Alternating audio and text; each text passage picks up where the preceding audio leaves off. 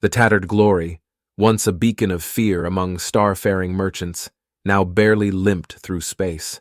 Captain Yorix reclined in his battered chair, his once imposing frame softened by years of drinking and despair. His glassy eyes swept over the dingy bridge, its consoles barely functional, wires hanging loose like the innards of a gutted beast. Around him the crew, if one could call them that, fidgeted nervously. Once, Yorix commanded a fleet, his name whispered with dread. Now, he helmed a junker with a skeleton crew of misfits and failures. But today, the anonymous tip promised a chance at redemption, or at least enough credits to drown their sorrows in better booze. Yorix straightened, his eyes glinting with a spark of the old swagger. "All right, you trash rats. The Celestial Dream is docking in 10. We hit hard, grab the package, and vanish before anyone knows what's missing." The heist unfolded with eerie ease. The security systems were minimal, the guards strangely absent. Yorix frowned at the empty corridors as they moved through the Starliner's cargo hold. "Feels wrong," muttered one pirate, but Yorix waved him off. "We're due for some luck. Take the box and move," he growled. The pirates surrounded the mysterious cube-shaped box right there in the Starliner's dim cargo bay. The smooth metallic surface pulsed faintly, its etched patterns catching the harsh overhead lights. Yorix paced impatiently, his frustration mounting. "I'm not waiting another second," he said, raising his blaster. "Stand back!" The shot echoed through the hold, breaking the first lock. Beneath it was another, smooth and cold, with an intricate rune etched in the center. Yorix cursed.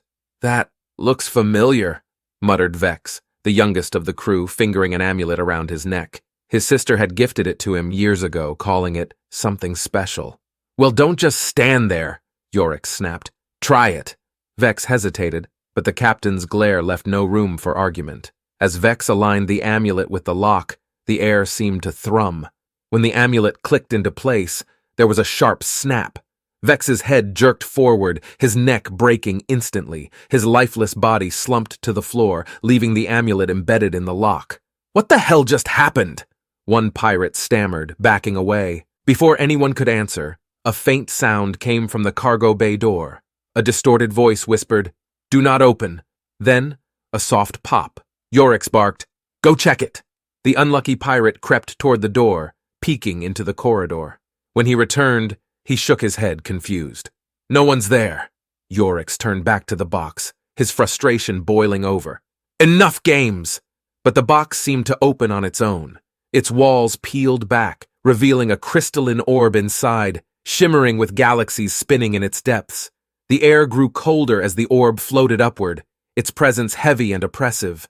"Well, well," it said, its voice an elegant mockery of politeness, resonating like bells dipped in venom. "You took your time, 1,762 possible scenarios, and it still took this long. But I am free." Yorix's bravado cracked. What? What are you?"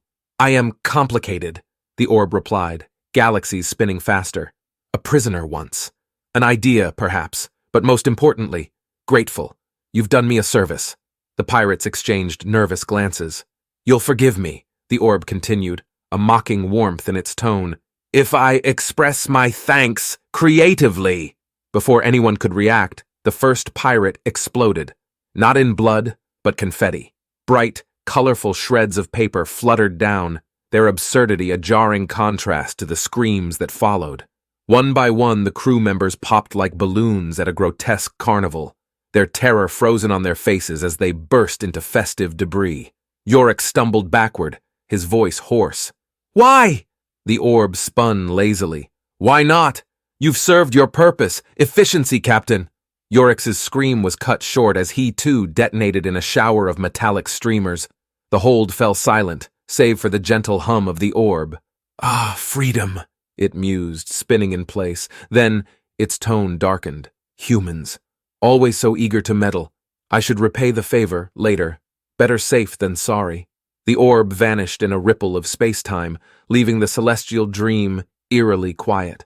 Somewhere, deep in its heart, humanity had earned its enmity again.